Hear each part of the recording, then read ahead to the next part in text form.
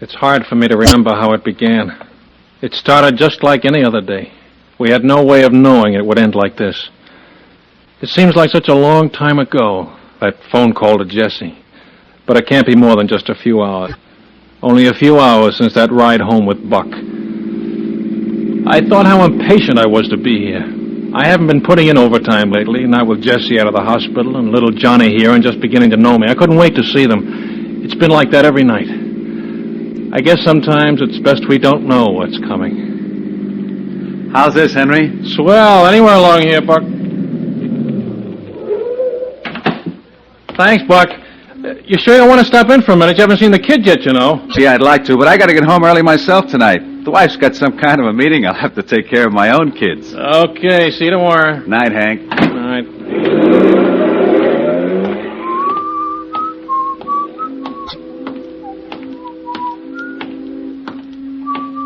All right.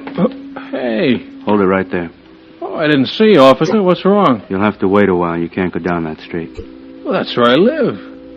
What's the matter anyway? There's no one in sight. The whole block's deserted. That's how we want to keep it. Yeah, I'd like to get home. My wife's waiting for me. You'll be a little late. Well, wait a minute. Look, will you keep your voice down and stay back? You get hurt if you don't. You after someone? Roy Jaleska. Jaleska? But he's wanted for murder. That's right. And he's been living in this neighborhood? Where? Right across the street, down 3 doors. There's a cop every 10 feet from here to the river. Better go back in that drugstore and wait. Call your wife if you want. Yeah, I think I'd better. Where'd you say he was? Across and down 3 doors. Yeah, we're in the apartment house right next to it. You don't think there'll be any gunplay? Just tell her to stay inside and keep her door locked. She'll be all right. Thanks.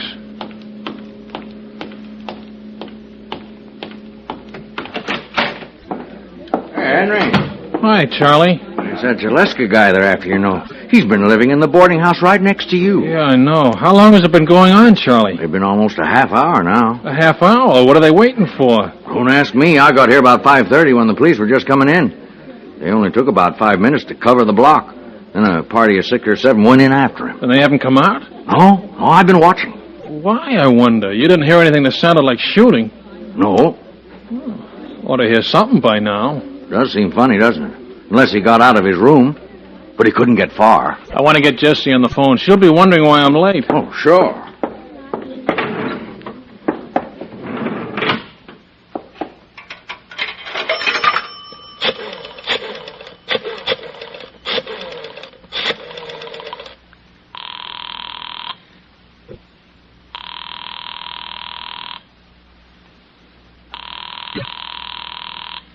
It's funny.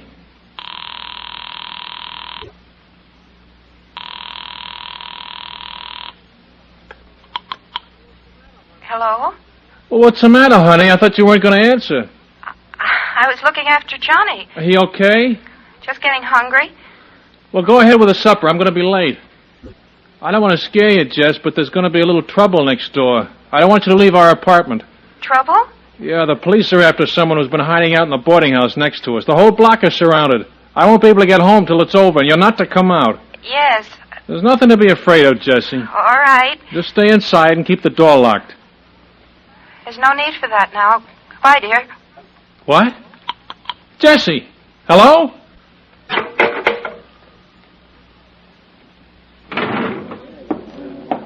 Charlie, Oh, yeah? how high is that boarding house? Is it 3 stories? That's right, just like your place. And that alley between them, how wide is it? Well, it's pretty narrow, I guess. But there's a cop on both ends. On the roof, Charlie, could anyone make the jump across? Is it too wide for that? I don't know. She didn't sound right, Charlie. She talked quick, quiet, like she wanted to get off the wire, Yeah? like there was someone with her, Charlie.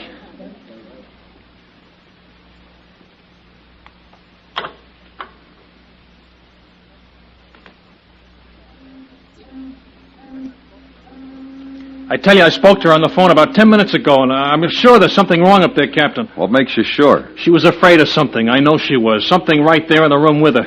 I didn't notice how different she sounded till I hung up. Where do you live? In the boarding house? No, the apartment house next door on the 3rd floor. Roeder, Yes, sir? Farrell's got some men going into the apartment house next to Jaleska. Stop him. Yep. He's in there with her, isn't he? He's in with my wife. I don't know, fella. He could be anywhere now. You didn't find him in his room? No, he's not in the boarding house. I knew it. He's with Jesse and my son. Take it easy, Hayden. He got across the roof, didn't he? Our apartment is on the top floor. He could get in easy enough. Maybe. Let me go up there, Captain. Please let me go up there. I want to be with my wife and kid. Sorry, Hayden. If it's true, he'll use them as hostages to make us hold our fire. It's better that there are only two. Oh, what difference does it make? Would you fire any sooner because there are only two? It's not it at all. I'm not even sure he's there. You haven't given us any real proof. It's the only way you can make sure. Look, if everything's all right, if he isn't there, I'll call the drugstore and have him tell you so. If he is, I'll let you know somehow. We can think of some kind of a signal. You can't stop me anyway. It's my home, my wife that's in danger. I have a right to be there. I could stop you, mister. I should stop you. But you won't. I can go? All right, listen to me. Yeah. You may be wrong about this, but What do you want me to do? go straight to your wife. Don't do any investigating on the way. No looking down the alley or around corners. Go there and lock the door behind you.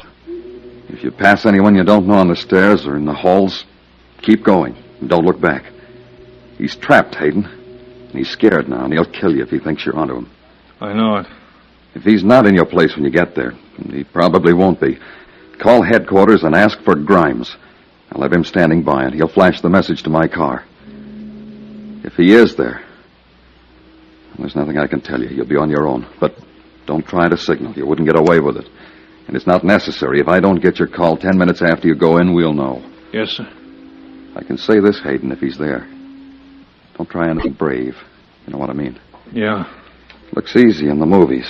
It usually works for a good guy. But this isn't the movies, and you'll have 3 lives at stake. Just relax, do whatever he tells you.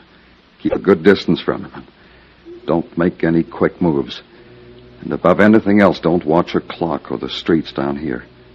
He's been in spots like this before, and he'll know what it means. I know. That's about all I can tell you. Just be careful. We want this man, Hayden. We want him badly. But we don't want anyone hurt getting him, least of all a private citizen. You understand? I do. Thanks. Okay, Captain. Farrell's holding up his men, but he wants to know the score. Get him over to my car, Roder, and have his men surround the apartment house. Block every exit and put someone on the fire escape on the first floor, but no noise. Do it quietly. Yes. Okay, Hayden. You can get going. Yeah. If he's not there, get the call in right away. Sure.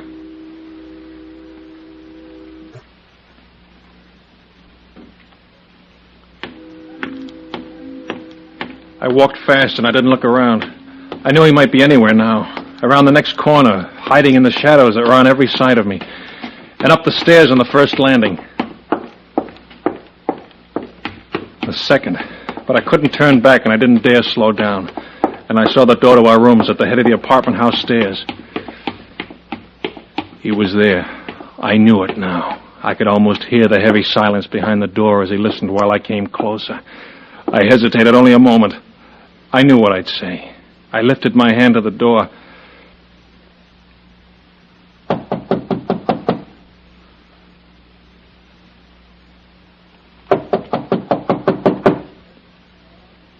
Jesse? Jesse, it's me. You all right? Jess! Honey, what's wrong? Why didn't you answer my knock? Honey, is everything okay? Jess, what is it? Come in, Henry. You sounded so funny over the phone. I thought there was something wrong. It's okay, isn't it? Why don't you answer me, Jess? Henry. Henry. Where? What? Get your hands over your head. Get up against the wall. And don't make any noise. Or I'll kill you.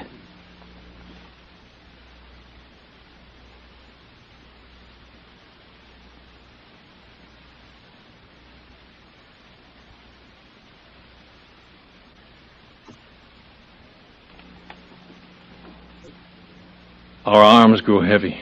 We leaned back against the wall, and I saw Jesse turn white, and our eyes began to close with fatigue. The room was quiet, and there was no noise from the streets outside. We could only wait. I watched him in the shadows and remembered what the captain said about trying anything brave. But he was smaller than I thought, and only a few feet away. And I wondered if it would really be so hard. Don't try it, mister. This is a .45. I'm not afraid of your gun. It's because you've never been hit. You're bothering me, and I know what you're thinking, but don't try it. I'm warning you. You won't ever know what it means to wish you could die till you get a slug in the stomach. Henry. It's all right. I know he means it. I mean it. It won't do any good, you know. No matter what happens to us, no matter how long you stay here, they'll get you. Listen, they're guys just like me. Those blue suits don't make them supermen. They make mistakes like everyone else. They already made a big one. How? They shouldn't have sent you. My wife didn't sound right when I spoke to her over the phone. I came up to find out why. Yeah, she gave it away.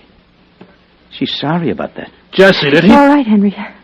Please, it's all right. Did he hurt you, Jesse? Never mind that. She just got out of the hospital. Would you like to see her go back? I hope they kill you. Yeah, they might. I thought about it. I guess maybe you better start thinking about it, too. It'll happen next time you make a crack like that. Henry, don't. I'm going to ask you a couple of questions. And you're going to give me the right answers. The right answers, mister. The first time, or you'll get hurt bad. What do you want to know? Where were you when you made that phone call? Drugstore, across the street. And your wife don't sound right. You think maybe something's wrong. Yes. You want to get up here. You want to find out why. Yes. What takes you so long? What? We don't hear you coming up the stairs till almost 15 minutes after she hangs up. What you doing all that time? No. At first I wasn't sure. She did sound like there was something wrong. It was only after I hung up and got to thinking about it that I started to worry. And then I made up my mind to come up, but it was later. You don't stop to talk it over with the cops? Oh, why should I? How could I know it was you in here? Cops all over the block looking for me. Searching every building. Streets probably closed off. And your wife sounds scared over the phone, but she won't say why. Sounds like someone's with her, but she won't say who. And you don't think it might be me? Well, yes. Maybe I began to. You don't say nothing to the cops, though? Oh. Just come up all by yourself? Yes. You sure of that? Yes.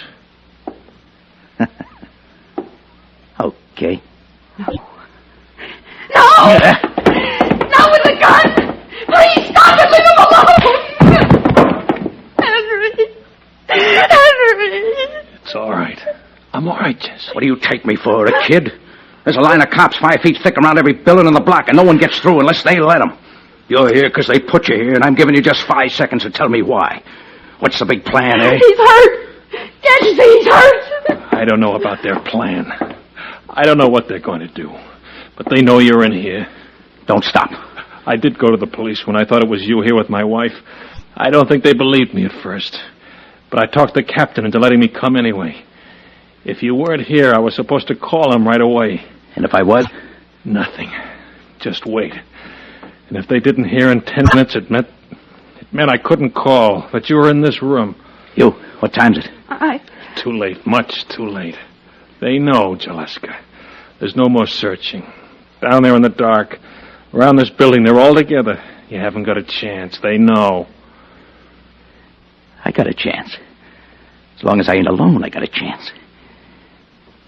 You, lady, go get that kid. No. Why do you want him?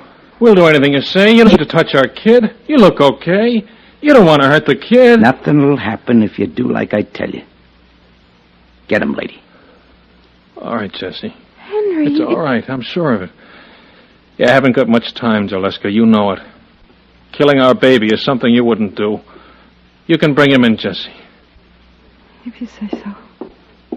You're so sure this is the end of the line for me. And those cops down there, so sure. Well, I'm telling you, I got lots of time. And you're going to help me take it. Yeah. That's right. Now back up to the wall. Peel off that jacket.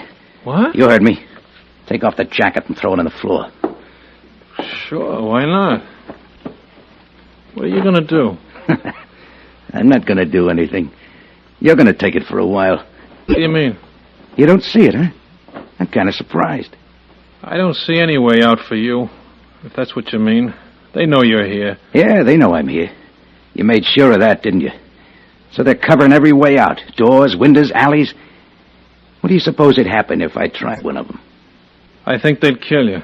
Yeah. I start out that window, and every cop down there comes to make sure I don't finish the trip. Maybe a couple come running up here. That leaves lots of cops down on the bottom of the fire escape, and a couple of cops up here in the room, but not many anywhere else. In the alley or on the streets, or down near the river. They'll all be watching the guy in the fire escape, won't they? And the guy in the fire escape, he don't need to be me, does he? It won't work. You're crazy to think that'll work. I gotta take that chance now. You're going out that window, mister, and you're gonna take your time doing it. They've seen me. They know what I look like. They saw a guy in a leather jacket right close up. Now you're a guy in a white shirt 3 stories over the street coming down a fire escape. That makes you a different guy. That makes you Roy Jaleska. What if they start shooting? The minute I step out that window. What if they do? It's a chance you gotta take. You don't want me to take all the chances. Ah, a little guy. Bring him in. He's asleep. He's asleep. What's his name? Johnny. Johnny, huh? That's a nice original name. Cute little kid, too. I don't guess you'll put up any arguments, will you, mister? No arguments. And I'll be right here with both of them until I see our little scheme's working. So don't try no tricks on the way down. No. What does he mean? Henry, what's going to happen? You can read about it in the papers, Libby. Now go turn out the light. Light? Turn it out. But don't try nothing, neither one of you. You got your kid in here now, and there's no telling who'd get hit if I had to shoot wild. Turn it out, Jesse. Henry, The light, come on. Now you. The window.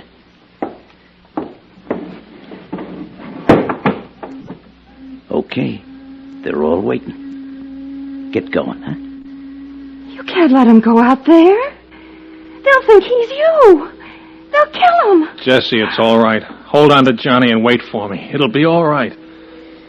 Henry.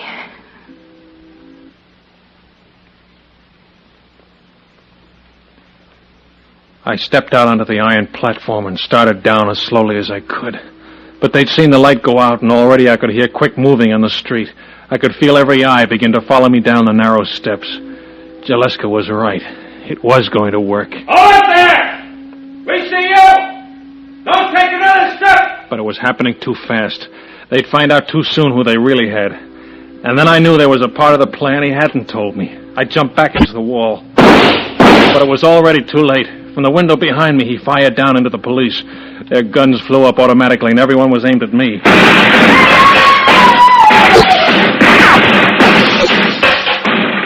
Then was pain. Pain that came from everywhere. And I could hear the shouts and bits of brick fell as the bullets hit around me. There was shouting that faded away. Waves of pain and other voices. Henry. Other voices. Henry. Don't touch him. Let him alone. He's losing blood. I've got to have a doctor. You'll get a doctor, lady. Why don't you go? What are you waiting for? Haven't you done enough? He's been shot. He's hurt, and you stand there. I thought you wanted to get out. Well, get out. Get out now. Jesse. Henry, you'll be all right. Don't try to move, darling. You'll be all right. Is he gone? No, mister, I ain't gone. Our little scheme. Don't look like it's going to work. It should have. No reason it shouldn't. But they're moving up on the stairs right now. Don't move, Henry. We'll get a doctor. It'll be over in a minute. You're glad, huh? No, I'm not glad. It's ugly, all of this. I feel sorry for you. Oh, don't. I've been running for a long time. I think it'll feel good to stop. It's funny, when they're after you, when you're running away, you look the same, act the same as you always did. But it's different on the inside. You're all tight and twisted. No matter what you're doing, you can't relax. Can't get a good deep breath. Yeah, I think I'm almost glad. Jaleska! Roy Jaleska! Oh, those guys are going to do a lot of bragging tomorrow. We know you're in there. Come out with your hands up, or we'll come in and after you. They finally get me. Jaleska, dangerous guy. You killed a man. Yeah, I killed a guy. I got mad, real mad. Things happen when you get that way, things you can't stop. But when it's over, no matter how it happened, you're different from anyone else. You're a killer. One day you're just a guy, and something happens and you're a killer. Please go. Please, haven't you heard us enough? Sure, I'll go. Why not? Don't make much difference now, eh? Buddy, you know what I mean, don't you? You're just a guy. Yeah. Put your gun down. Maybe they'll give you a chance. Chance? What chance? I've been waiting for a chance all my life. Give her the gun. It'll be better. Forget it. Get out of the way, lady. I'm going out. You wouldn't try. Well, why don't you let me have your gun? Get back. Get way back. Jesse. It's all right, Henry. Yeah, that's it. Stay there.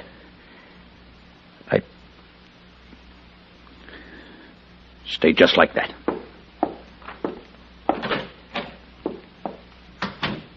Henry. Okay, son. Hold it right there.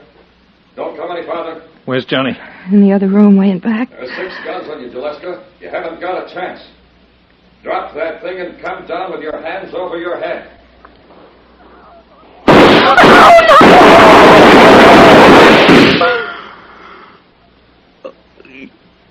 You shouldn't. Jess. Yes. Why didn't it work? They shot at me. And then there was at least a half a minute when he could have gotten out that door. Why didn't he? What made him wait? Don't talk, darling. It's all over now. What happened? Tell me. When the police fired, he started for the door. He was almost out, and he stopped. He came back, Henry. They were still shooting. He went out onto the fire escape and lifted you into the room. Then he started out again for the door, and we could already hear police on the stairs. It was too late. Is he all right? I don't know. I think so. Will you get a doctor, please? One's on his way. Take it easy, mister. You're going to be okay. Just lie easy. Yeah, sure. It's funny. Huh? Not funny. Strange. Strange for a killer.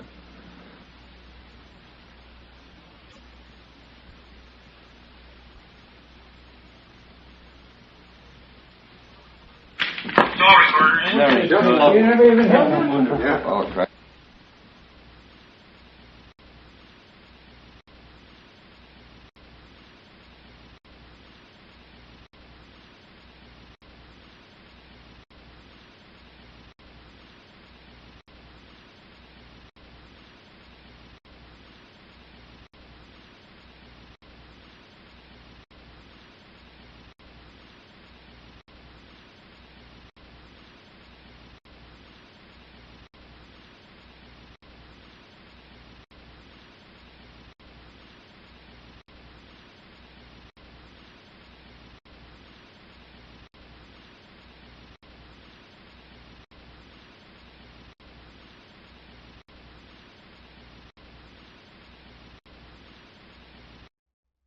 .5:30.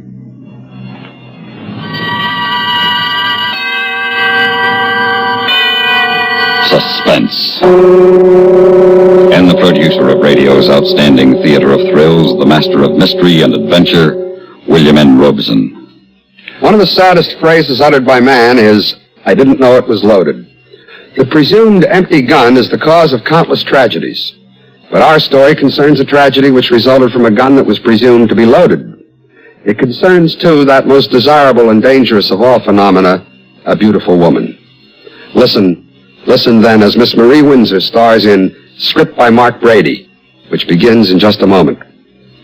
Here's Frankie Lane. I never feel like singing with a bad cold, so I take wonderful 4-way cold tablets to relieve my cold misery fast. Right. Tests of 4 leading cold tablets proved 4-way fastest acting of all. Amazing 4-way starts in minutes to relieve aches, pains, headache, reduce fever, calm upset stomach, also overcomes irregularity. So when you catch cold, take my advice. Take 4-way cold tablets. It's the fast way to relieve those nasty cold miseries and feel better quickly. 4-way, 29 and 59 cents.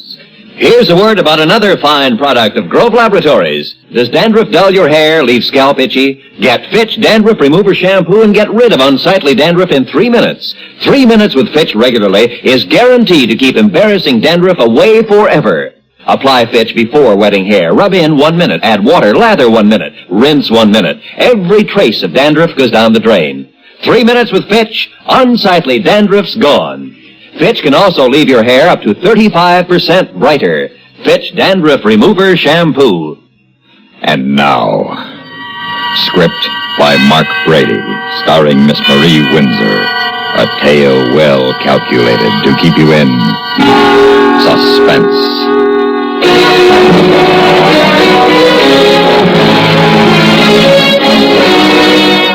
Within the next few minutes, I will commit murder. Cold, premeditated murder. Why? Well, since I'm a writer of murder mysteries, perhaps the simplest way to explain is to dramatize my story. Hence this script, my last, to be delivered to the studio after my arrest. Cast of characters: Mark Brady, a writer in his early 30s. College graduate, easygoing, intelligent. Mary Brady, his wife, beautiful, with a bright, unused brain. Jason Roberts, his best friend, an intellectual snob. The scene, the Brady's comfortable book-lined apartment. The time, a few months ago. But, Mark, couldn't you get one of the girls from the office? Why all the fuss about even numbers? Well, every time Jason comes for dinner, he comes alone. I don't like it. Oh? I should think you'd welcome the undivided attention of two adoring men. It makes me uneasy. Well, then, why don't we invite Jean Stanley? The lady writer? Yes, with the horn-rimmed glasses, flat shoes, and an abiding belief in Zen Buddhism. She shouldn't give you much competition. I'm not worried about competition. Jason thinks I have a mind, even if you don't. Oh, he does he? Well, that's par for old Jason. He always did like my taste in women. He says I'm unlike any woman you ever went with. That's right. You're also the only woman I ever married. Don't muss my hair, you beast. You're such an animal. And aren't you glad? I suppose so. Only, somehow, sometimes I don't feel married to you. Why not? Why, you're so self-sufficient. You don't need me. You don't need anyone. Oh, yes, I do. I need you very much. Why, who'd take care of me? Send out my laundry, defrost my dinner. You're not being serious. Oh, but I am. You can hire someone to do all that. As beautiful as you, I couldn't afford it. Mark, did it ever once occur to you that I have ideas, that I have thoughts, that I'm interested in things? Of course. Haven't I heard you and Jason ramble on far into the night about Freud, Jung, Marx, Engels, and the plight of the Navajo Indians? Jason understands me. He likes the way my mind works. Oh? But he ought to have a girlfriend of his own. Now, will you please try to get him someone for tonight? From the way you talk about old Jason, I think I'm the guy who needs a girlfriend. We were so civilized, we budding intellectuals, so sophisticated, so sure of ourselves. We shared each other. If Mary's ballet class or her mosaics or her lute lessons conflicted with the opening of an art exhibit, Jason and I would gaily go off together to view the paintings. If something kept me from attending an opera or a ballet, Mary never missed it. There was always Jason to escort her. But last summer, my work began to pile up. And every time there was an attraction at the Greek Theater or an especially interesting concert at the Hollywood Bowl, I was stuck with a script to finish. I was really grateful for Jason then. He relieved me of my guilt about not entertaining my beautiful wife. Until one night, I discovered that it was he who owed me a debt of gratitude.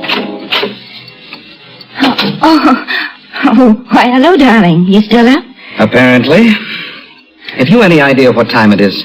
No, not the slightest. It's nearly 2:30, and why are you in your bare feet? Oh, Mark, we had such a silly, wonderful time. Suppose you tell me about it. Well, the concert turned out to be never-ending dull, and those seats in the bowl are so hard.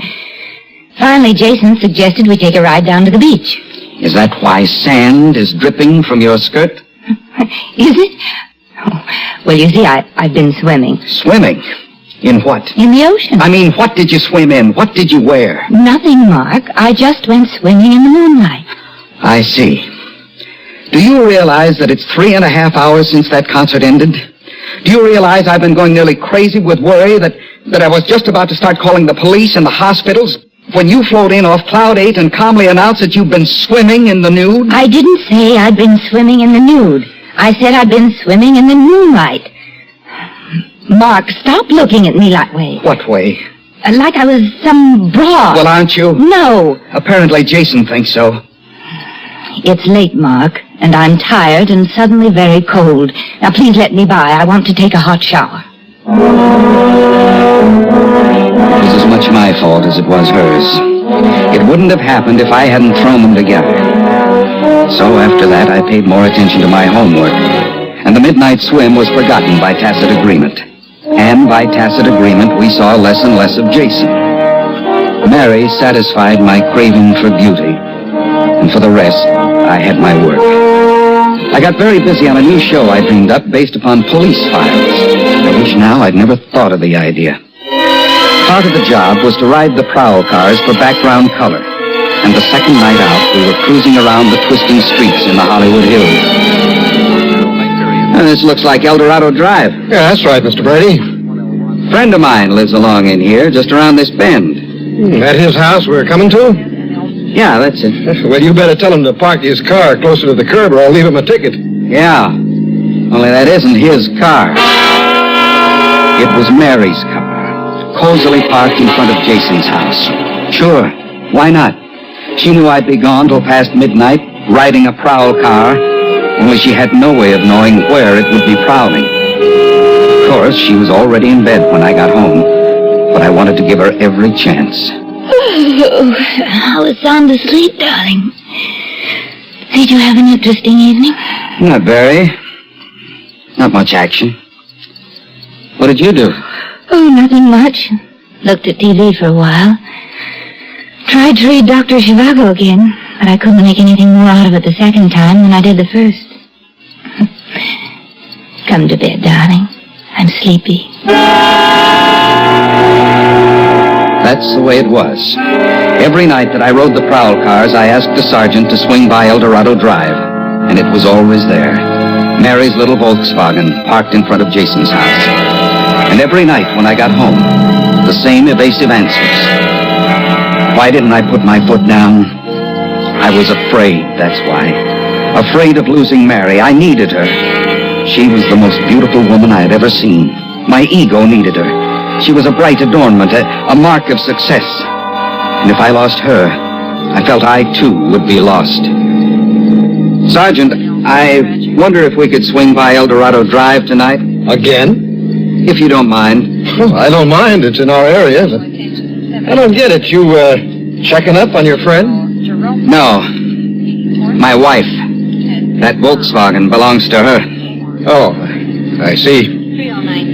Now, look, Mr. Brady, you say the word, we can make an awful lot of trouble for that guy. It's awfully kind of you, Sergeant. Oh, I'm serious. I'm sure you are. Only it's not your problem, it's mine. You stay out of it. Let us handle it. No, thank you, Sergeant. That would be too easy.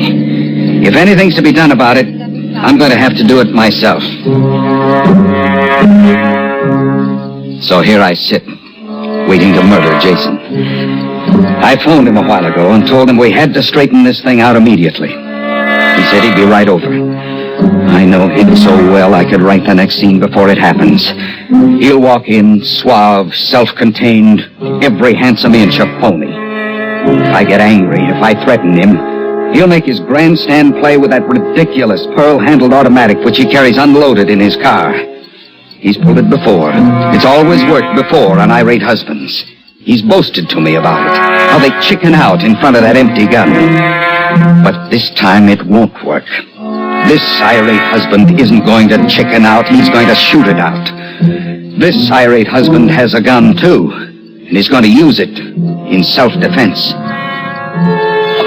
There he is now. Coming up the walk. Now he's at the door.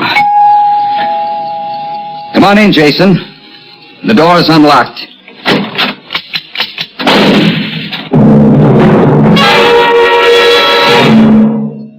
In a moment, we continue with the second act of Suspense. How long has it been since you've cleaned out your bookshelves? Maybe it's time you took a look at the books you own. While you're cleaning and looking, you can be performing a valuable service to your country. The United States wants books, lots of them, to send to interested students and readers abroad. Good books are needed to combat the flood of literature being circulated in free countries by the Russians and Chinese communists. Each year, the Russians alone publish and distribute well over 100 million volumes of all kinds. But each volume is a messenger of mischief, full of propaganda and lies. These books are sold at ridiculously low prices or given away free. You can help counteract communist propaganda with unneeded books now on your bookshelves. Most desirable are literary classics, new or old. Up-to-date American histories and geographies. All books should be in hard bindings and in good condition. Send them to Books from America, Box 1960, Washington 13, D.C. And now, starring Miss Marie Windsor, Act 2 of Script by Mark Brady.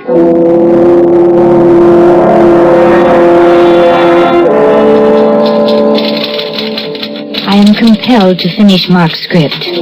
Since he saw fit to write it as an explanation and a justification for murder, I feel I must complete it as a vindication of myself and a requiem for Mark. Yes, Mark is dead.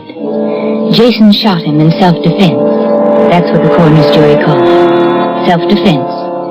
And now I must defend myself from the things Mark thought about me. I was innocent. That night on the beach, I was innocent. Oh, Jason, isn't it beautiful? Unto thy very feet, bright damosel, the westering moon this night has flung his carpet bright. How lovely. Who wrote that? I did, just now. I know. Let's go swimming. Why not? I would if I brought a suit. What difference does that make? None, I suppose, really, only... You worried about what people will say? Why, there isn't anybody within 5 miles of this cove. Go ahead. All right. You can undress behind that rock. Oh, not me. That water looks too cold. Oh, come on, Jason. I'll watch. You will not. I mean after you're in the water. Well, all right. Now turn your back and close your eyes and don't open them until I tell you to. Jason was right. It was cold. But it was wonderful and strange and terribly exciting. And it was over all too soon. Like Botticelli's Venus rising from the sea. What did you say? Like Botticelli's Venus rising from the sea. You peep! Man can be tempted only so far. Oh, look, my skirt's all full of sand. What did you expect? You can turn around now. Oh, a naiad glittering with moonlight. A sea nymph crowned with cockle shells and with a kirtle of kelp begirt. Oh, lovely Mary, make me immortal with a kiss. Oh, come on, Jason. And doth not the moon make lunatics of us all? Stop it, Jason. I'm Mark's wife. And you're his best friend, remember? Yes, I'm trying not to. Well, save the soft sell for somebody else's wife. I'm not buying any. Now, come on, let's go home. That's all there was to it. Except I caught a cold. Mark never mentioned it again after that night. It was as though he didn't care. As though he wanted me to be with Jason. And he got so busy with his new show and riding the police cars at night. Well, what did he expect me to do, sit home and knit? Jason was more interesting than a night alone with the TV. And I wasn't taking anything away from Mark. I was innocent. I couldn't help the way Jason felt. I didn't know that it would get out of hand. So, my beautiful goddess, that's how it is. I am hopelessly in love with you. What are you going to do about it? Have it out with Mark. Oh, no, Jason, you can't do that. Why not? Mark's got a gun now. Well, what of it? He's been practicing at the police pistol range. He keeps boasting to me about how good he's getting. Almost as if he were threatening. Now, listen, my dear, we're all three of us civilized human beings, and I think Mark and I can solve this problem without bloodshed. I'm afraid. I wouldn't want anything to happen to either of you. Now, you listen to me. Jason, look at the time. I've got to run. Naturally. I'll call you tomorrow, darling, when I find him in alone. That'll be nice. Now, honey, don't be that way. You know I've got to go. Jason. What? Look out there in the street. What is it? A police car driving by. Do you suppose it could... I haven't the slightest idea. Well, aren't you worried? If Mark found out... I think it's time he did. As always, I was in bed and pretending to be asleep when Mark came home. He didn't say anything, and I couldn't tell if he'd been in the police car that drove by Jason's house. But I didn't worry too much, because before I went to bed, I had taken all the bullets out of his gun.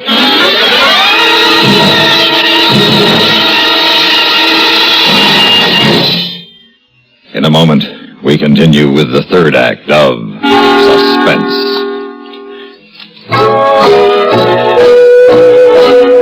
Be sociable, look smart, keep up to date with Pepsi, drink light, refreshing Pepsi, stay young and fair and debonair, be sociable, have a Pepsi. When friends drop in, let your hospitality show you're sociable in a modern manner. Pepsi, you know, is the favorite of the smart and young at heart.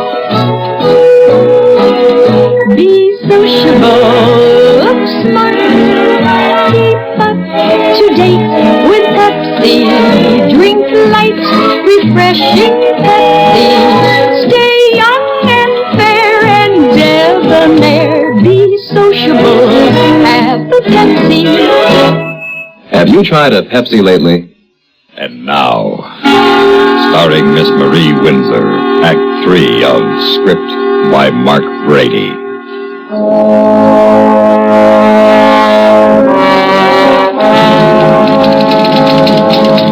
Mark's script deserves a better end than Mary has given it. A truer end. An ending on a high note of tragedy. For tragic indeed it is.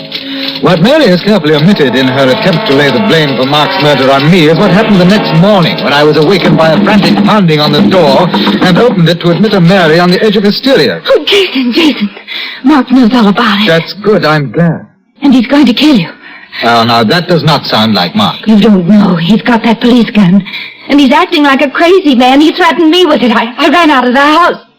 Oh, Jason, I'm so afraid. Now, Mary, get hold of yourself. But what are we going to do? Well, first, we're going to have a cup of coffee. I can never think in the morning until I've had a cup... That's him. Murder by telephone? Well, that's a safe way. Hello? Oh, good morning, Mark. Yes. Yes? I see. Well, will you give me time to scrape my face and put on a pair of slacks? Say an hour? Okay. See you. You're not going over there. Why not? He'll kill you. He didn't sound as though he were contemplating murder. He was very calm. He said he wanted to talk to me. He won't talk. He'll shoot first. And then it'll be too late to talk. Do you have a gun? Yes. That little pearl-handled automatic. Is it loaded? Of course not. Well, load it, darling.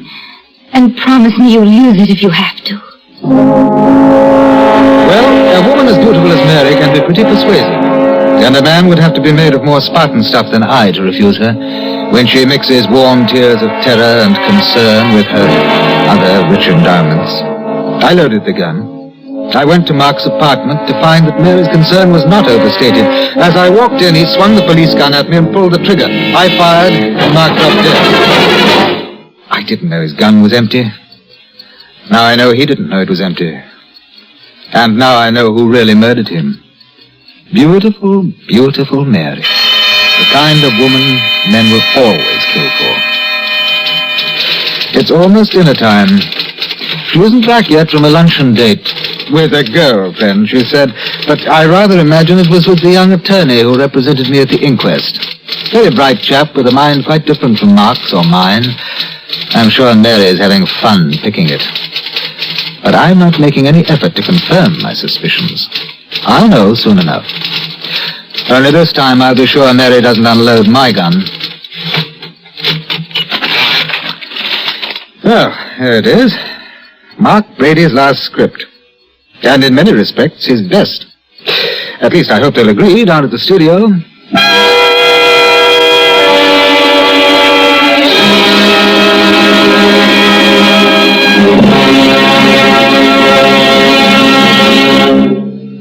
Suspense, in which Marie Windsor starred in William N. Robeson's production of Script by Mark Brady, written by Celeste Bolus and Mr. Robeson. In a moment, the names of our supporting players and a word about next week's story of Suspense. Hey, Dad, did you check your car filters today? No, son, I didn't. Why? Because it might pay you $1,000. $1,000 for a car filter? That's right, folks. You may have a filter under the hood of your car worth $1,000 and not even know it. A Fram filter worth 1,000 silver dollars. A regular filter change is important to today's cars. So important that Fram Corporation is paying $60,000 to get you to check your filters now.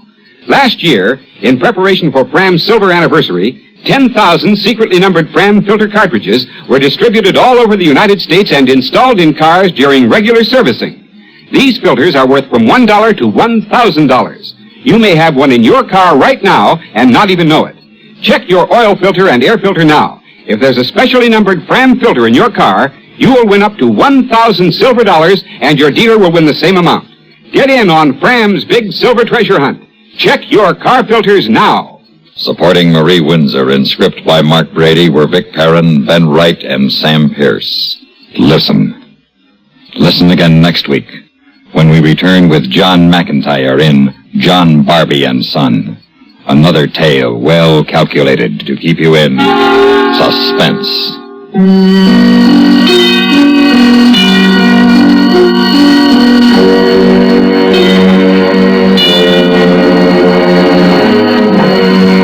The latest news follows, then Have Gun Will Travel on the CBS Radio Network.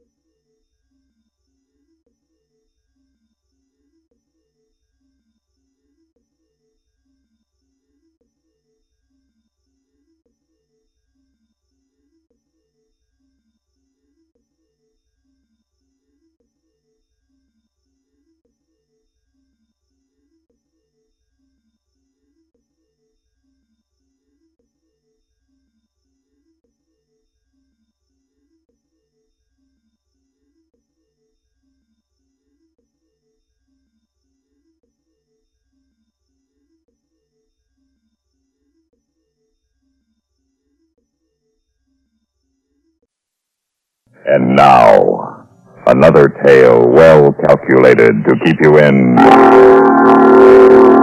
suspense.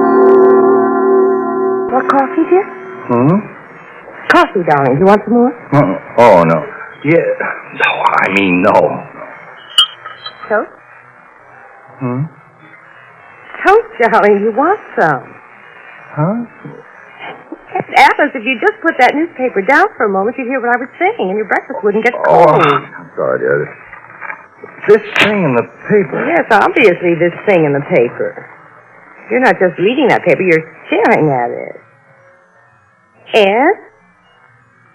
You look so strange. What's the matter? This story. And this picture. What story? What picture? Jan, I never knew what Al Tinney looked like. Al Tinney, the racketeer? Yeah.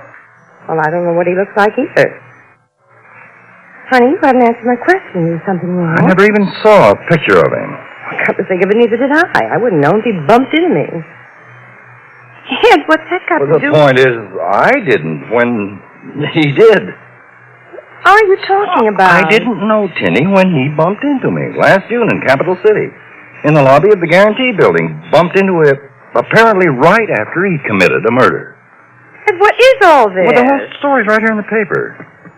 Tinney goes on trial in a few days in Capital City for murder. He's accused of shooting a man in the man's office in the Guarantee Building up there last June the 5th, around 11 a.m. So?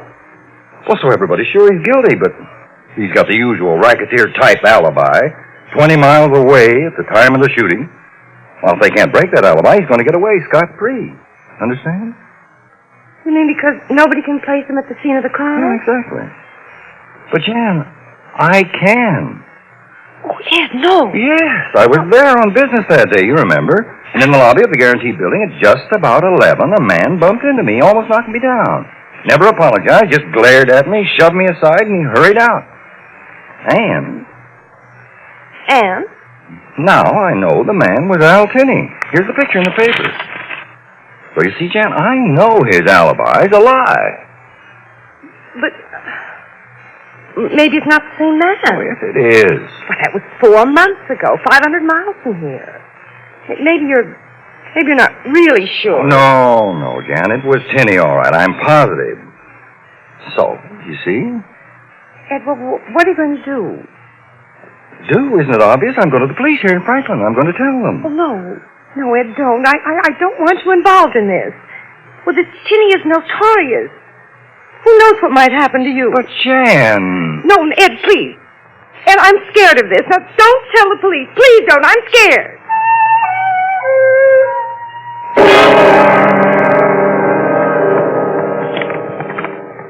right, Mr. Adams. Now these. This one, yes. Well, that one, no. And that one, no. That last picture, yes again. And this group? Number 1, no. Number 2, no. 3, and 4, and 5. Oh, yes. Well, how am I doing, Captain A? I've got to give you A for memory, A for observation. Well, once you've seen that man's face. I know, but these other men in the pictures I've been showing you look an awful lot like Tinney. Well, that settles it. You sure do remember him. So, what's next? I notify Capital City's DA that he's got a voluntary witness to place Tinney where he belongs, which I assure you will start a celebration. Well, anything else for me to do now? Just go home. As soon as Capital City tells me when they need you there and what arrangements they'll want to make for your transportation, I'll get in touch with you. Trial starts in, 5 days. Meanwhile, go home and relax.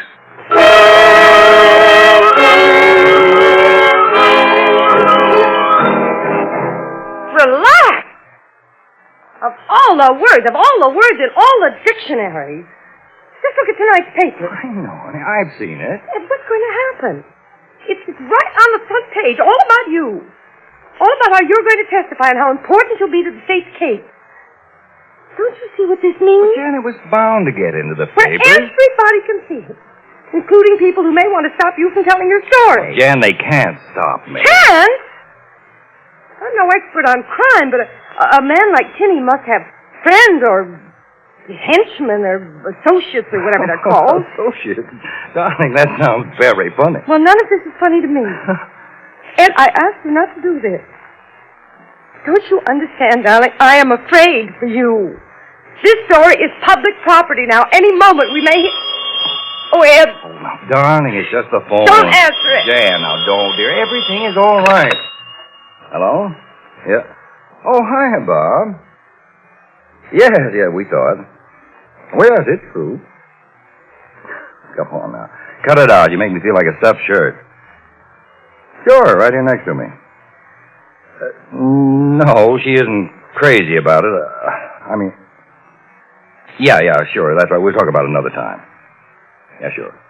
Bye. It was just Bob. You see, dear, you don't have to be so jumpy. Come on, dear. Now, you answer it this time. It won't bite. No, now, Jan, please. Hello? What? Who's that? Who is it? Ed. Who is it, Jan? Hung up. Jan, what's the matter? Who was that? Some man. What did he say? He just said, tell Adams to change his story quick or you'll find out. Yes? You'll find out dead men can't testify. What else? What else? Wasn't that enough? And what are we going to do?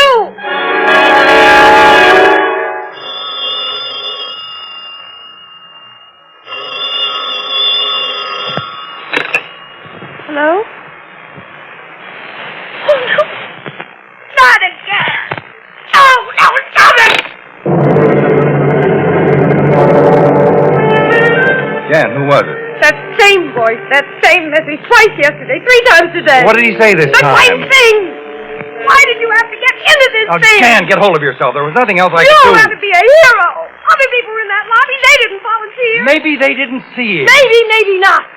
Maybe they knew better than getting involved.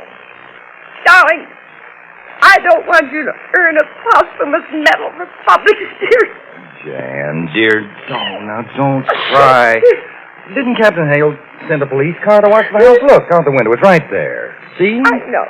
Everything's going to be all right, I tell you. Maybe it's just a crank calling. You can't know that. Anyway, nothing's really happened. You were being given a chance to retract. By now it's obvious you won't. No! I'll get that. Hello? Yes? Who is it? Yes? And I can't stand it anymore. If that phone rings again, if I hear that voice again, you call Captain Hale. You tell him we've got to get out of here. Someplace where we can't hear that phone. All right, whatever you say No. now, dear. No, wait. Oh, wait, I just realized. Maybe that's the whole purpose of these terrible calls. Get you out of this house.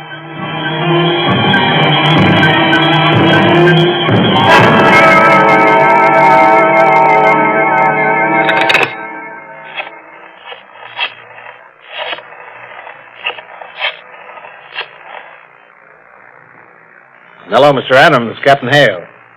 Capital City just called. They're sending Lieutenant Neal of their police to take you up there. Tonight. Yeah, that's right. He'll fly in this evening, then he'll take you back on the 10 p.m. flight from here and... What? Oh, no, you won't be alone for a minute. The prowl car will take you and Mrs. Adams down to headquarters right now. As soon as Lieutenant Neal arrives at my office, we'll have a bite, then get you to the airport. Right. Lieutenant Neal? One of the best. I've heard a lot about him myself. You haven't got a thing to worry about, believe me. We're sending you up there with the right man.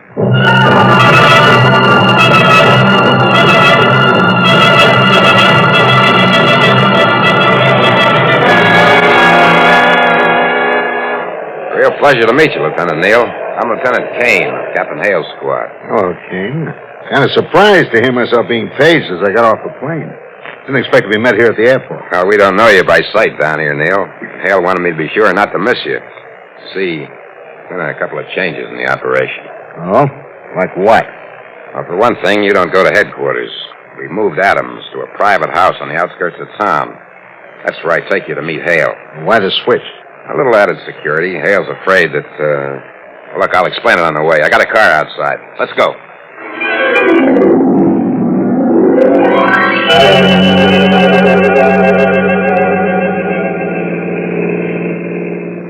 Well, you can see what Hale has in mind. He simply figures that somebody may make an all-out try to get Adams. And he figured that if somebody knows all the details of how we're moving Adams tonight, why, something may go wrong. What, for instance? Who knows? He's just being double cautious, that's all, just in case. So what makes him think anyone could know? It's been secret. How would they find out? There's one way. What way? What if they had a wiretap on Adams' phone? Any reason to think they had? Could be, Neil. Personally, I'm inclined to think it's a very good possibility. Yeah, a very good possibility. I see. How much further to where we're going? We're practically there. As a matter of fact, before we get there, there's something I've got to give you. What? This. Oh. Sweet dreams, Copper. Sweet dreams.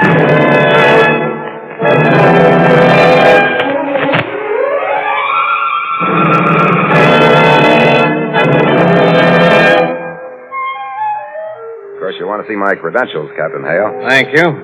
Let's see now. Your shield, your identification card, a letter from the district attorney in Capital City. Fine. Credentials all check out okay. Happy to meet you, Lieutenant Neal. Tickled to meet you, Captain Hale. This is Ed Adams. And Mr. Adams, this is the officer from Capital City who will be responsible for your safety. How do you do? Hello, Adams. I've been looking forward to meeting you. And this is Mrs. Adams. Mrs. Adams, Lieutenant Neal. Miss Adams? Lieutenant? If Mrs. Adams looks nervous, it's because she is.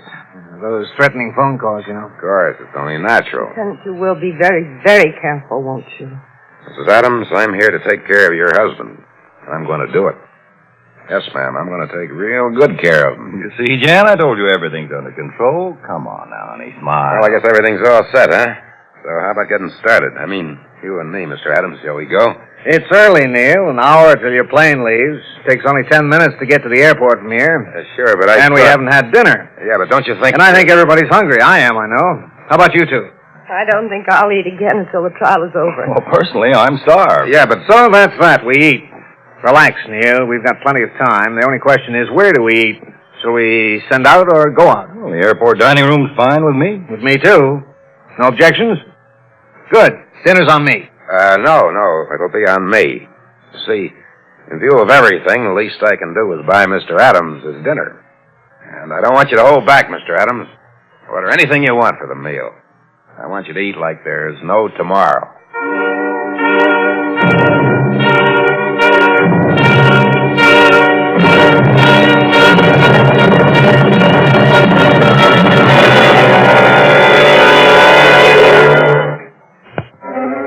on, wake up, you.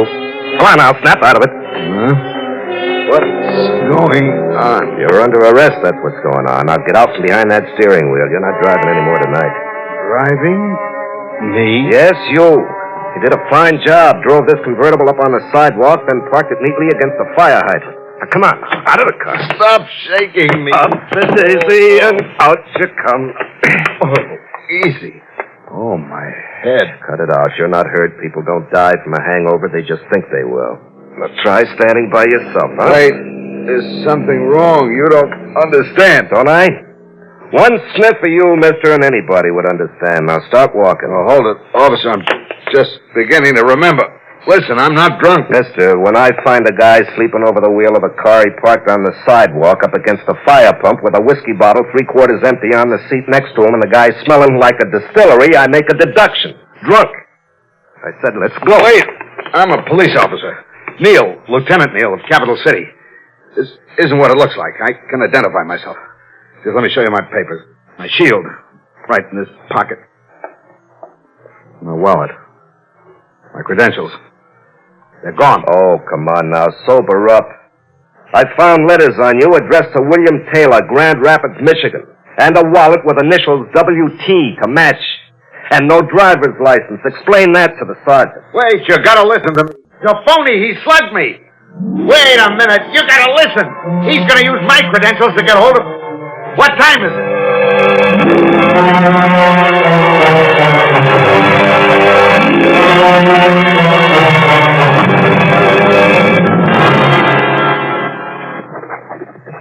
Driving without a license, driving while under the influence of liquor, damaging private property, damaging city property, and resisting arrest. Busy evening. Sergeant, we're wasting time. I've been trying to explain what happened. I can identify myself if... yes, also impersonating an officer, or trying to. Is that right, Tom? Right. Will you stop this nonsense and let me explain? You call these charges nonsense, Taylor? For the last time, my name isn't Taylor.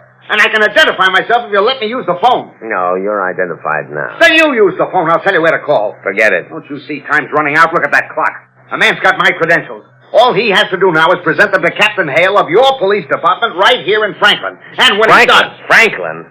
Now look, you're in Sunnyvale, 10 miles outside of Franklin. What kind of an act is this? So I was moved here. It's all part of what I'm trying to tell you. I'm here to protect a witness. His life is at stake. I tell you, my credentials will be used... Look, there's no time to go through the whole thing again. It's getting late. Right. Bedtime for you. Tom, put him in a cell where he can sleep it off. You'll be arraigned tomorrow, Taylor. You can't do this. I have a right to use one phone call now before arraignment. That's right, you have. And I've been trying to give you a break. You make that call now on the condition you're in, you waste it. Now look at you. You're drunk. You're wild-eyed. You don't know what you're talking about. Now, you sleep it off first. Make your call in the morning. Tom, lock him up. I have a right to one phone call now. It's the law. So it's like that, huh? Okay, mister, I'll let you make a phone call. One call. And then Mr. L wants some straight answers. Now, who do you want to call? Captain Hale of Franklin Police Headquarters. Oh, I see. I get it now. You're a big shot, huh? You know, big brass in the big town, and you want to put some pressure on. Is that it? For Pete's sake, Sergeant! Well, I've got some news for you. This may be a suburb, but we don't take orders from anybody. Come along, nice fella. Just a few more steps to the desk. The officers? Upper class, drunk and disorderly, Sergeant. I found him sitting on top of the war memorial singing hinky-dinky parley-vous. He threw peanuts at me when I told him to come down. Won't give his name. Of course.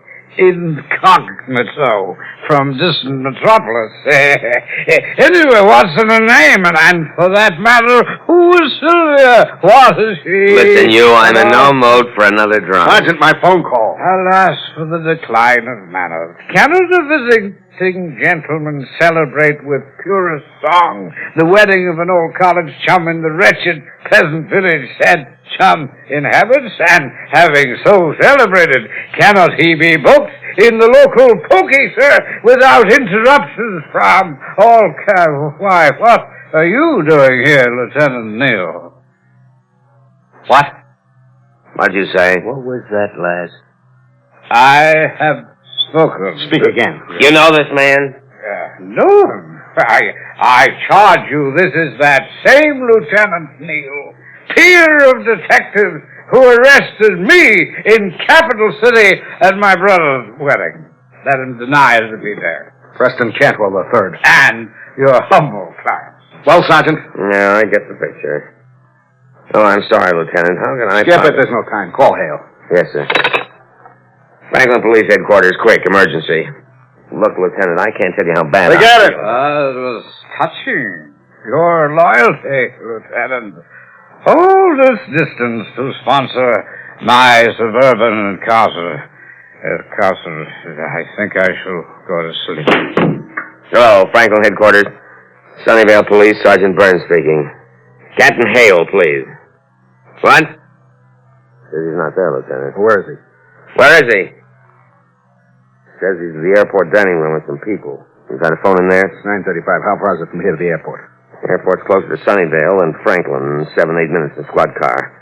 You want to try to page Hale at the airport? No, it'd be dangerous. Hale know you by sight. Yeah. Good, get off the phone. Sure. Thanks, no message. Now what? Get a car on the way. I'll tell you what we'll do.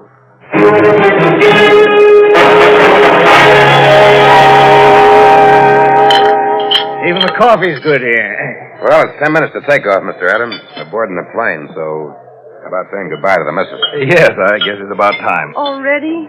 Oh, Ed, I really Captain wish... Hale, the check's paid, so you and Mrs. Adams have some more coffee, huh? Mr. Adams and I can get started.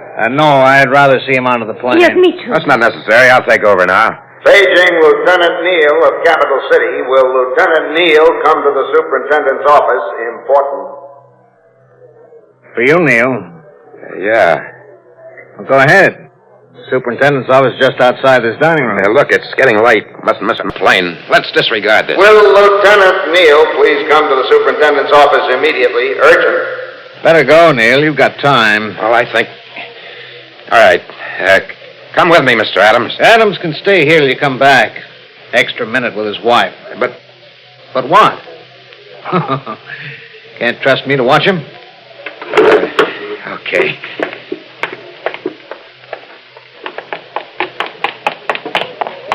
Captain Hale. Sergeant Burns. Captain, I've got something to tell you. Here's what happened.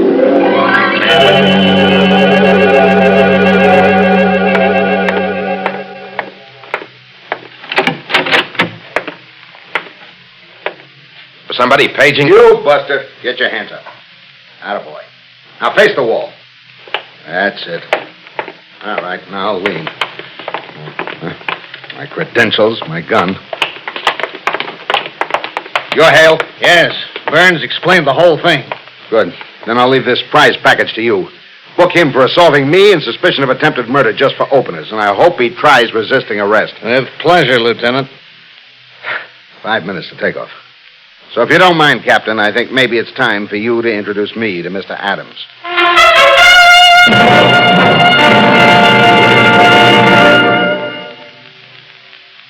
Suspense.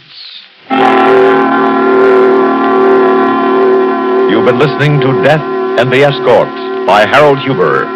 Included in the cast were Don McLaughlin, Elspeth Eric, Bob Dryden, Joe Julian, Larry Haynes, Leon Janney, Harold Huber, Maurice Tarplin, and Ian Martin.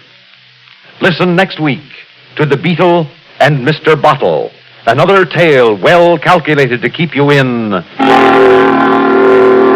suspense on CBS Radio.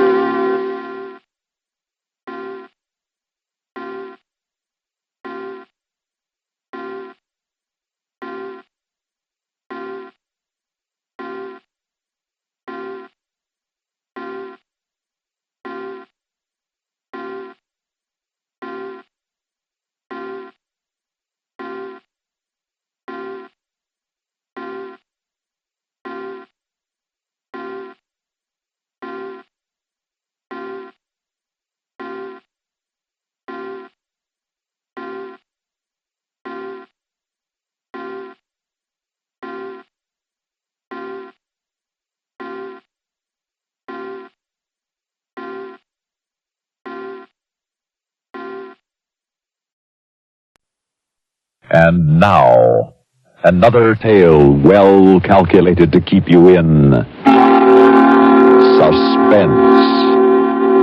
Within minutes, he was to die for murder. Yet 3 people knew of his innocence. In a moment, Act 1 of Night of the Storm. Written for Suspense by Peter Fernandez.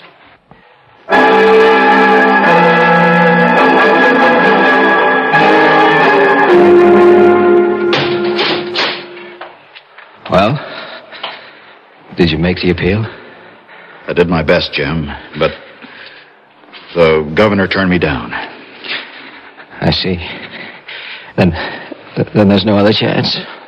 No hope at all? Well, as the governor pointed out, if we can come up with any new evidence, any new facts... New evidence? Facts? If I knew anything, don't you think I would have told you long ago, even before the trial? I didn't kill my uncle. I hadn't seen him in years. We know all that, Jim, but we haven't been able to prove it. The district attorney could prove that you killed him. I didn't. Right up to the second they strap me in the chair tomorrow night and turn on the juice, I'm going to keep on swearing. Of course you are, Jim. Now, but you, my lawyer, you don't believe me either. You just pretend. That's what you're paid for. That's what you're doing. Now, listen to me, Jim. Please. The only one who's ever believed in me is Emily. And what's going to happen to her after tomorrow when I'm dead? What's going to happen to Emily? Calm down, Jim. This isn't doing any good. I didn't kill my uncle. I didn't. He didn't kill Uncle Corey.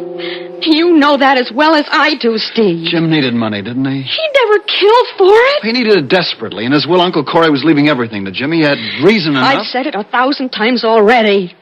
Jim couldn't have done it. I know him so well.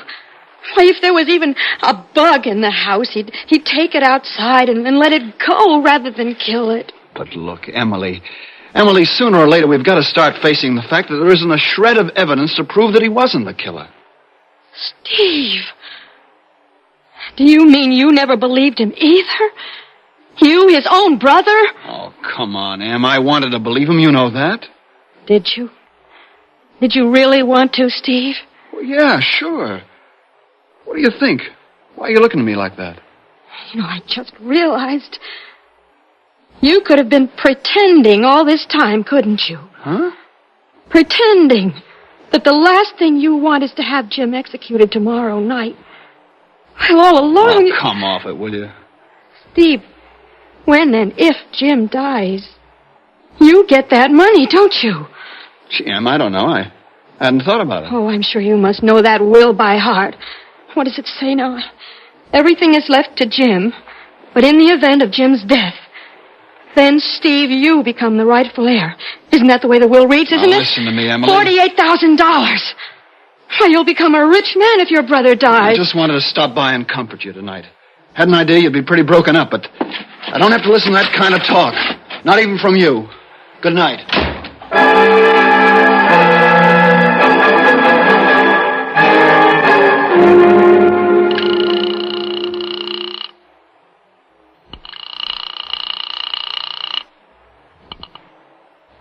Steve, I thought you'd be home by now. What do you want? Look, just before you left, you gave me an idea. Tell me, I've forgotten. What was the name of that woman you were with the night Uncle Corey was killed? What do you want to know that? Please, what's her name? Good night, Emily. Look, in the morning I can look it up in the court records. You might as well tell me. But I broke off with her. I don't see her anymore. If I can find her, I'm going to have a talk with her, Steve. You keep away from her. Why? Why? You must have a reason. Tell me. She might have moved out of town. Are you afraid of me seeing her? No, of course not.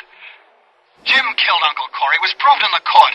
There's nothing you, me, or anybody else can do to save him from going to the chair for it. Steve, if something can be done to save my husband, who happens to be your brother, don't you want me to try? You haven't a chance. Her name, Steve. What is the name of the woman who gave you such a good alibi? Stay away from her.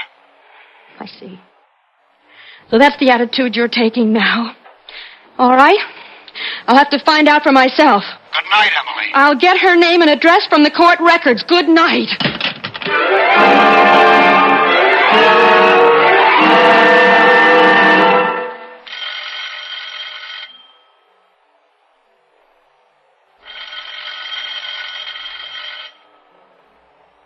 Yeah, who's there? I'd like to talk to you, Miss Mallard. Well, I ain't opening this door for nobody, so beat it. But I'm Jim Russell's wife. I've got to see you. His wife? Yes. You got anybody with you? No, I'm alone. Please. Just a minute. Thank you. Now, look, sister, I know all about your husband getting the chair tonight, and I'm real sorry, see, but there's nothing I can do for you. Look, I got the idea from Steve that maybe if I had a talk with you... You're trying to tell me that Steve sent you over here? Look, honey, don't hand me that, because I know better. What do you mean? Nothing at all. Just go away and leave me alone. No, wait! Hey, don't shut the door! What do you think you're doing? You're keeping something from me, I know it. You and Steve, the two of you. What are you thinking, that I had something to do with killing that old guy? No, but I think you might have lied to the police about the night he was killed. And what if I did? It's too late now, and I ain't never going to change my story. You'd rather see an innocent man die? Now, listen, if I change my story now, if I change what I said in court, they'll send me up on a perjury rap.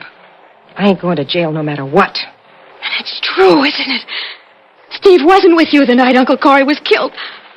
Steve was the one who did it, not Jim. No, I ain't saying. Now, beat it, will you? Please, you've got to change your story and tell the truth. You've got to save my husband. Look, I don't got to do nothing. Now, get out of here.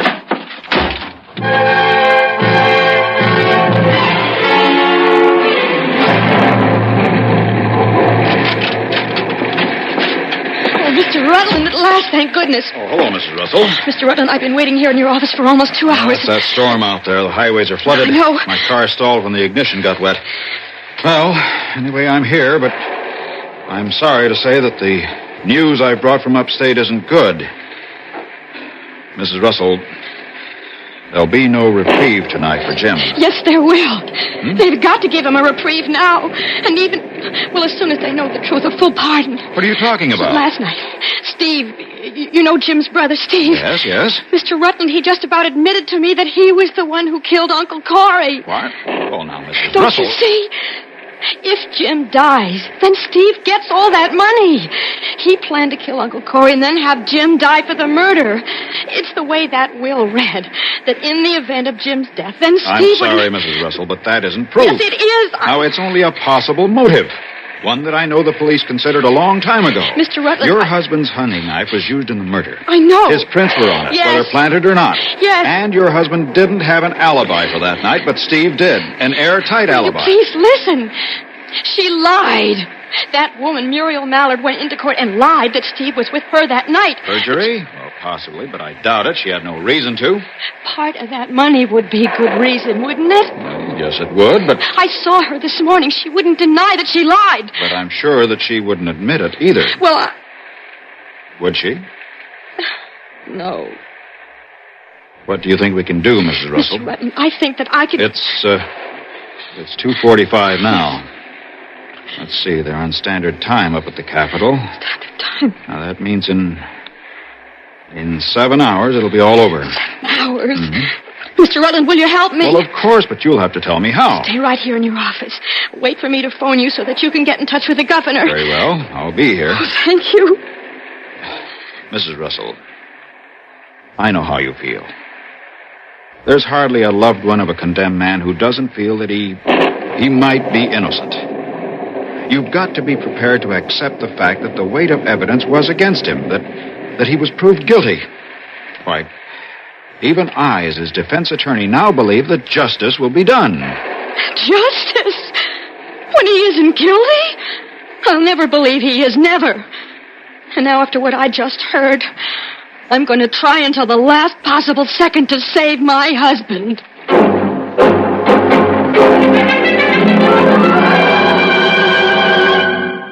In just a moment, we will return for the concluding act of Suspense.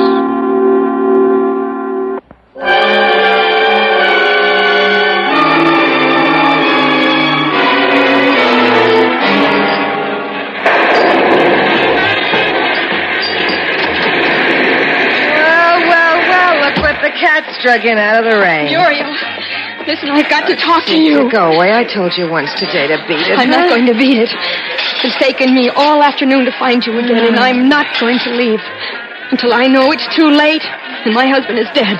Well, you don't have long to wait, do you, huh? That clock up there says 8. It's 8 here. But up in the... It's 1 hour. That's all. And then you're a free woman, right? Right. Hey, Mac! What do you want, Muriel? Give my friend here one of these. No, I'm I fine. don't- no, I And don't another want one for me. Come on, No, honey. Muriel. Sit down. And take off that coat. You're sopping wet. Come on, take off the coat. All right, I will. It's going to be a long night. No, maybe not. It'll depend on you, Muriel. And if you'll help me. Help you? Listen, sister, in my league, nobody helps anybody. Here's your booze, girl. Oh, thank you, Mac, very much. Now, come on, honey, drink up, huh? You'll be surprised how fast the time's going to pass. Go ahead. Drink it, right? Yes, all right. That's it. Well, cheers.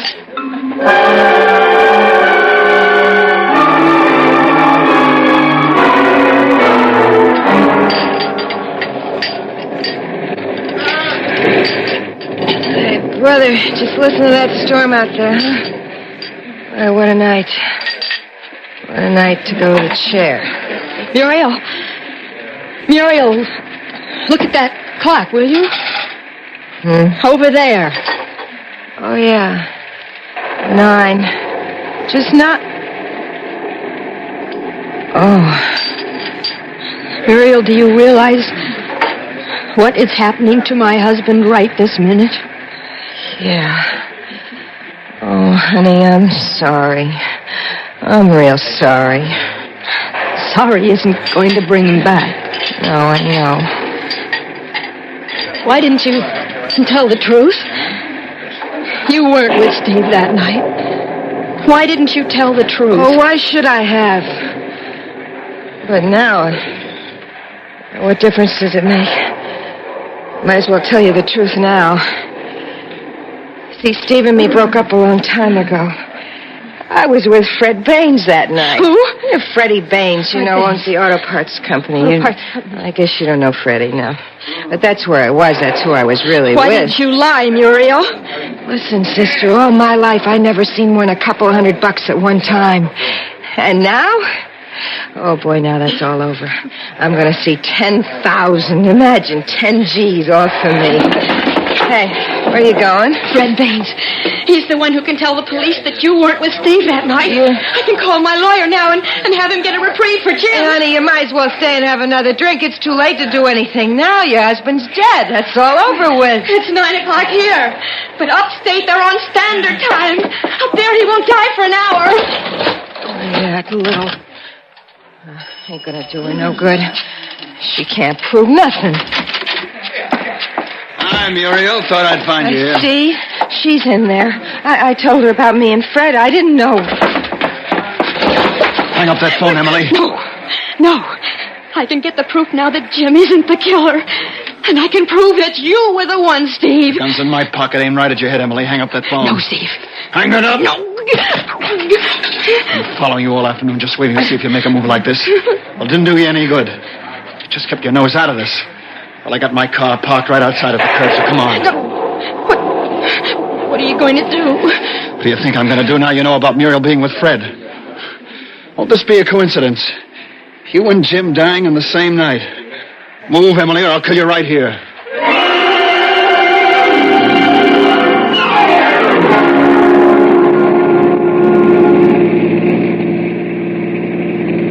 Where are you taking me? Somewhere along the river. This rain, it's so swollen, nobody'll think twice about finding this car out in deep water with you in it. Let me out, Steve. I'll pull this trigger right now. I'm warning you, Emily. Oh, that doesn't scare me. Not when you're going to kill me anyway. Stop this car and let me out. Don't be a jerk. Don't you think I know you'll go straight to the cops? I said stop this car. Hey, let go of the wheel. No. What are you doing? No. It's skidding.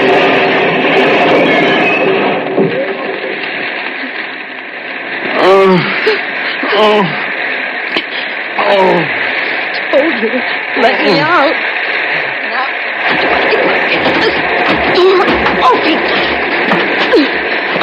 There. The gun. Where's that gun? Emily.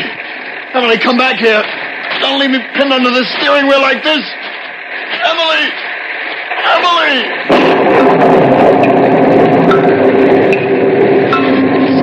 25 to 9 up there. 25 minutes. Oh, the phone. I've got to get to a phone.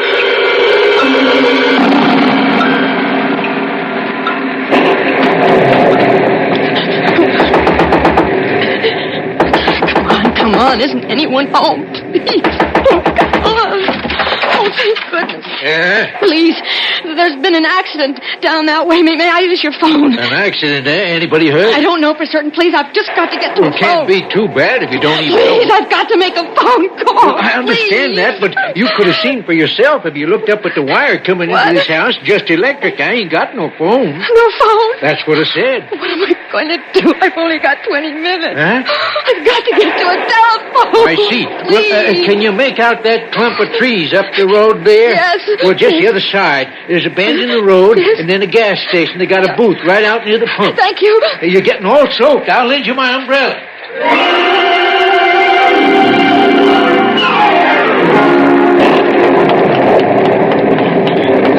Here it is. Oh, no. I thought I got a dime. Oh, no, my purse is back in the car. Oh, please.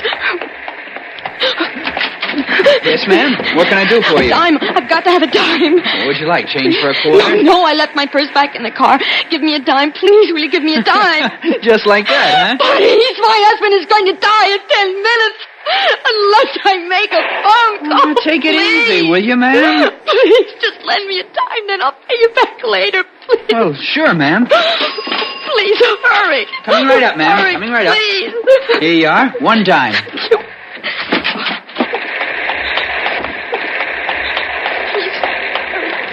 8 minutes.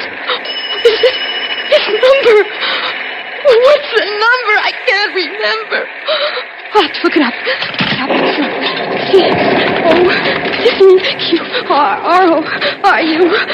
C-O-Q-R-R-O-R-U-G-R-U. Rutland attorney. Oh, here it is. B-U-8 5098. Oh, now. B-U-8 509 8.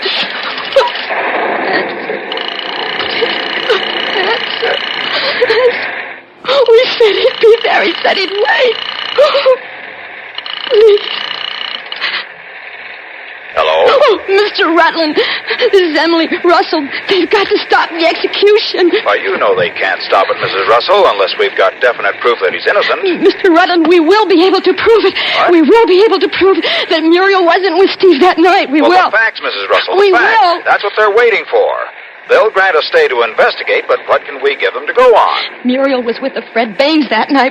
When I found out Steve tried to kill me. Hurry, Mr. Rutland, hurry, please. What's the number of the phone you're talking from? Academy 23099. All right, I'll call you right back just as soon as I've spoken to the governor. Then I'll wait here. I've got to know if Jimmy's safe. I understand. Hang up now, Mrs. Russell. Yes, of course. 6 minutes. He's got to be in time. Yes? It's Rutland, Mrs. Russell. I'm sorry to say that I couldn't get through to the governor.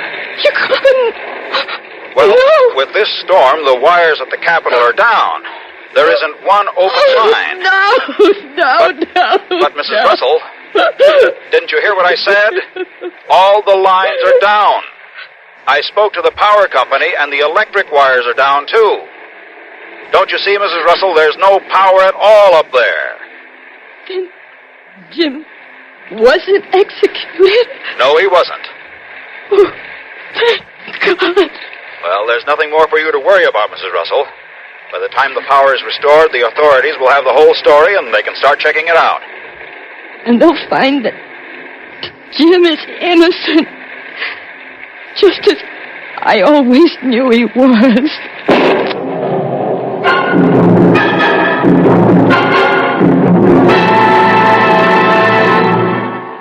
Suspense. You've been listening to Night of the Storm, written for Suspense by Peter Fernandez. In a moment, the names of our players and a word about next week's story of Suspense.